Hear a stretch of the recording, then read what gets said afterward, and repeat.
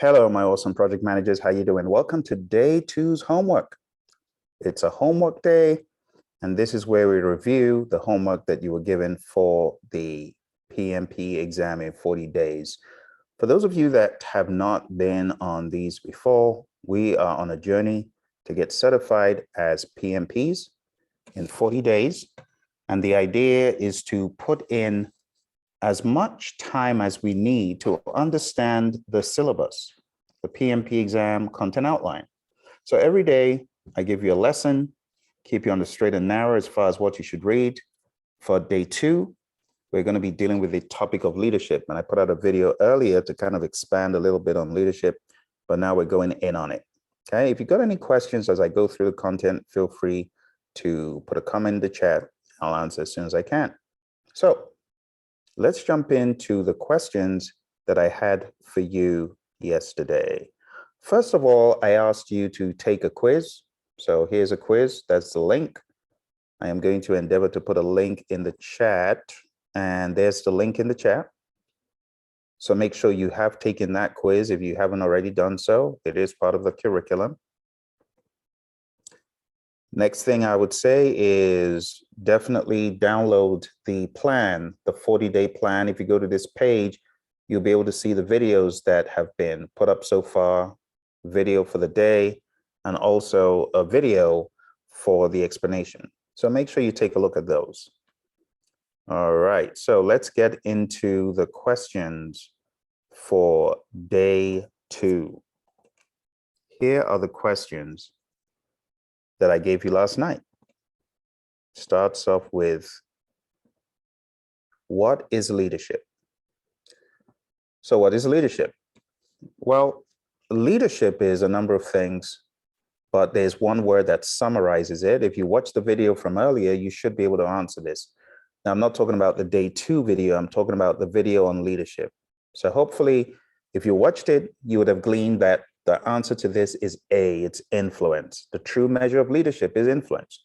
Next question, how is leadership different from authority? Is it A, B, C, or D? If you need more time, just hit the pause button, but I really want you to think about it. All right, so the best answer to this is leadership does not need a position or title. It's not about that. Leadership is all about influence. Authority, on the other hand, is all about your stated authority.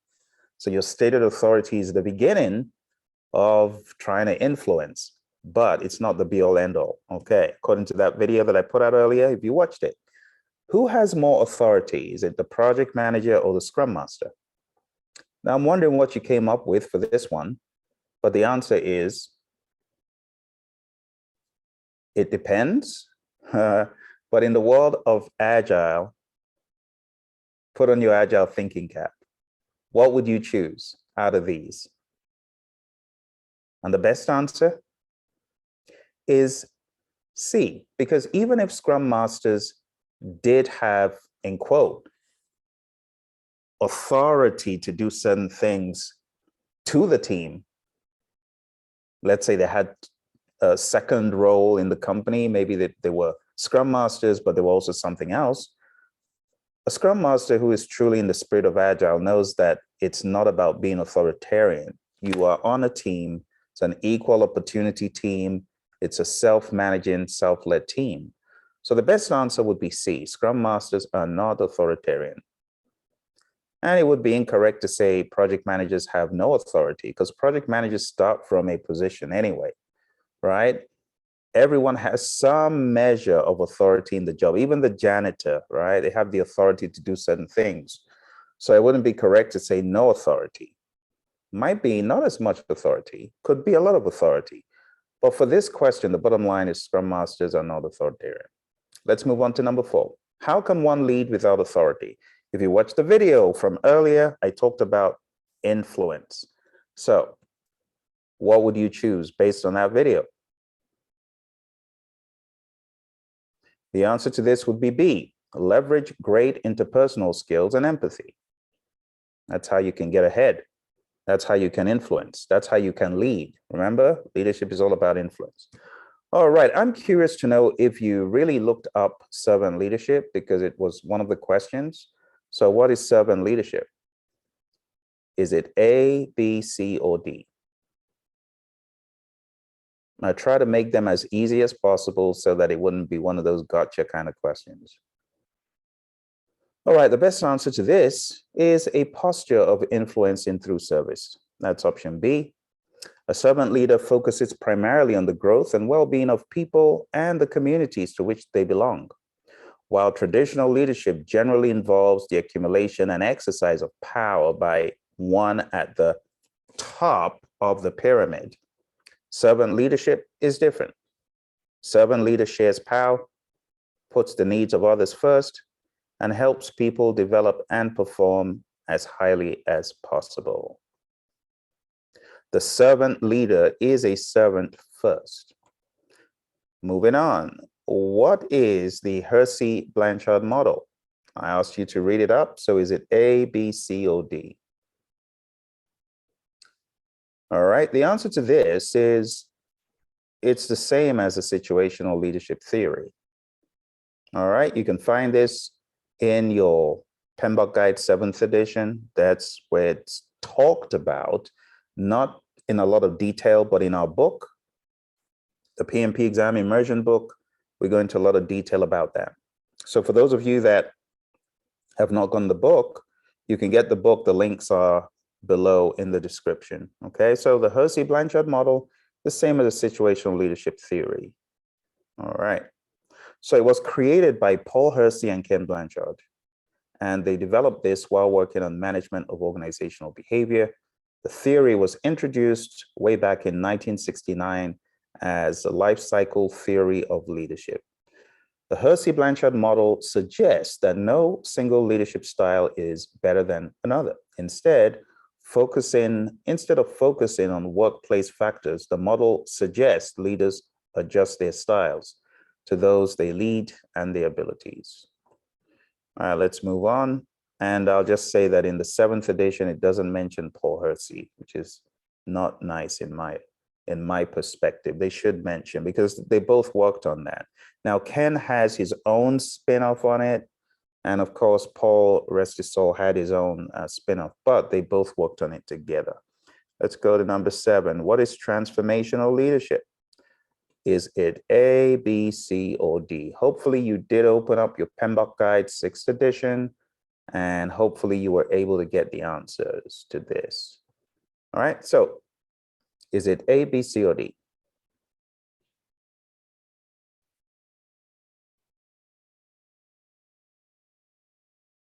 All right, so the best answer is A. The PMBOK Guide reads, empowering follows through idealized attributes and behaviors, inspirational motivation, encouragement for innovation and creativity. So the best option, you always go look for the best option, all right? A lot of these other things here are bogus. What is charismatic leadership? Is it A, B, C, or D? Again, these are very simple questions. All I'm trying to do is get you to just gradually go into the content and feel more comfortable about the subject matter. You know, it's more about you knowing this terminology than you answering a bunch of questions. So as long as you understand the concepts, we've accomplished something. So what is charismatic leadership?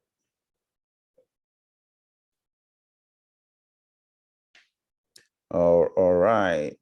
So the best answer is A. It's the ability to inspire through high energy and enthusiasm. This is again in your PMBOK Guide 6th edition. If you'd done the homework, you would have been able to read it up. All right. So what is your leadership style? Did you answer this one in the homework? So did anyone say I am a situational leader? I was hoping you said that. So let's take a look at the options here. We have A, B, C, or D. And there's nothing here that is right or wrong. Some might be honest, saying they're an autocratic leader. At least they know. But the best answer to this question for a mature project manager or leader is to understand the concept of being a situational leader. Okay, not bucketizing yourself and pigeonholing yourself. All right, next one. Which PMBOK process is dedicated to leadership? What do you think? Is it A, B, C, or D? All right, so I was hoping that you would choose out of A, B, C, or D, option C, right? So it's most focused on it, especially when we know there's feedback and there's influencing involved in option C. Option B has a little bit of it, more of the development side, but majority of what constitutes option C is leadership. D is for physical resources, so it doesn't apply. All right, let's take a look at 11. Traditional project management is decentralized compared to agile. Agile leadership is generally centralized. Which one of these is true? So how does leadership in traditional differ from leadership in agile? What do you think?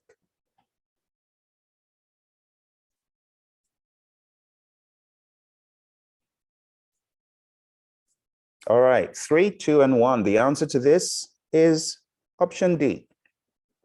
Agile leadership tends to be decentralized compared to traditional. Let's go to number 12. What is a vision? I'm curious to know if you really did this homework, folks. So when I put homework out, I am looking for a response. I'm hoping that you put some of your own ideas. And I actually didn't see any ideas when I took a look at this. So I'm hoping that those of you who are on the program will go back and put your own ideas in. But what is a vision? Is it A, B, C, or D? All right, the best answer to this is a big idea of the future. It's not B, it's not C, it's not D. All right, so you could say a big idea of the future or what it looks like. Number 13, what is a mission?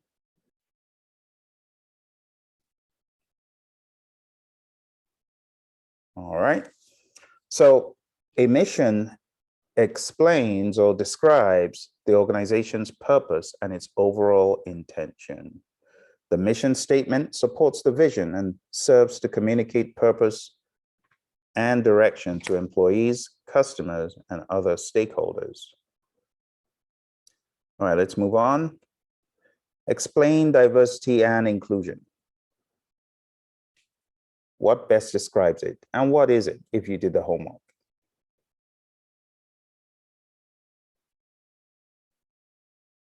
Okay.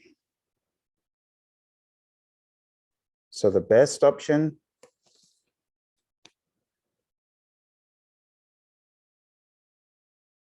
is option A. Might have taken you a little bit of time to read it, but it's really recognition and respect of differences by building an inclusive culture. Let's move on to number 15. What are the 10 tenets of servant leadership? Select 2 options. There we go. Which 2 would you select? Okay, 3, 2, and 1. So the best options to have selected here that tell the whole story, A and B. The other 2 sound good, but they're not the 10 tenets. 10 tenets: listening, empathy, healing, awareness, persuasion, commitment to growth of others, conceptualization, foresight, stewardship, and building community. If you haven't read those, well, now you see them. All right, number 16. Explain the 4 leadership styles in the Hersey-Blanchard model. Now, if you saw them in a lineup, would you know which 4 they are? Go for it.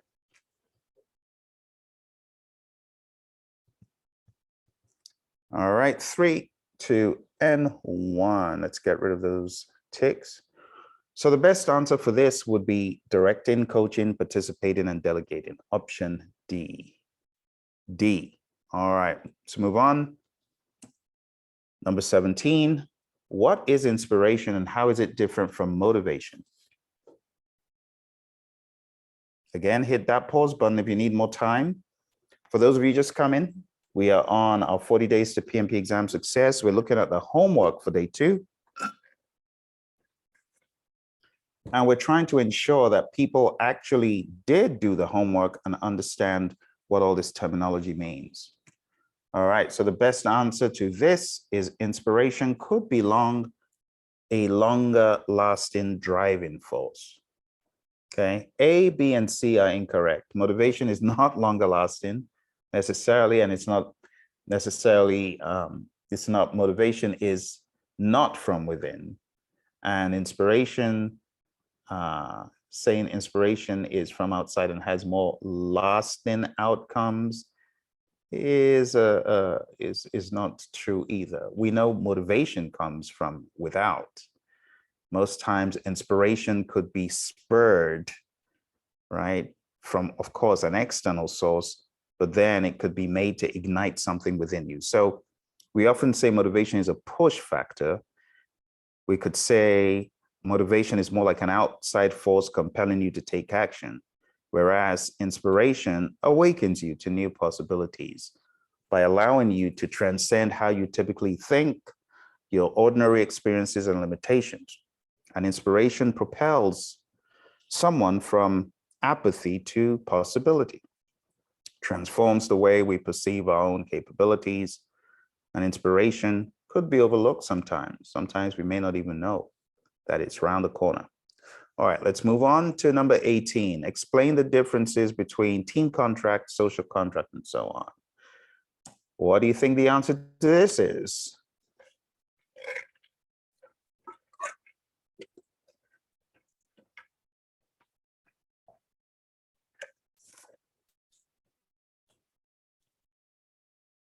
All right.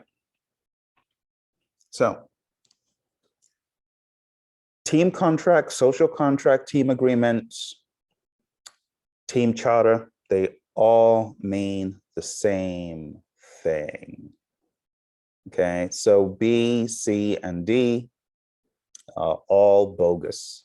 The best answer is A. Number 19.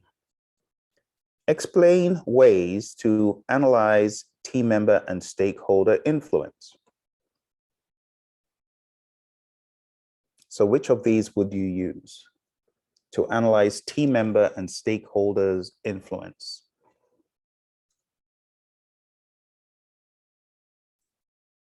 Which one makes the most sense? All right, so the best answer to this is C. It wouldn't be D because D is not used to analyze influence. It's used to check engagement.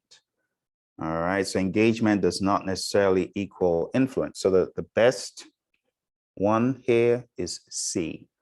Number 20, and then we're done.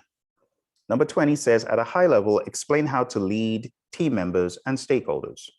So how would you do that? Here are some options.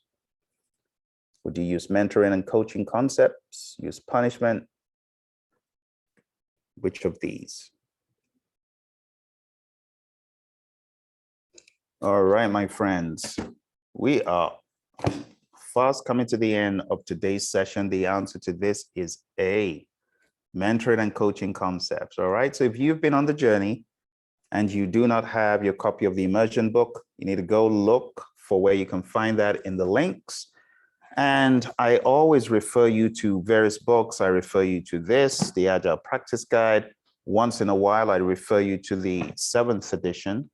And I often refer you to the 6th edition. So if you're wondering which books I use, there they are. But I want you to read for day 2, chapter 2.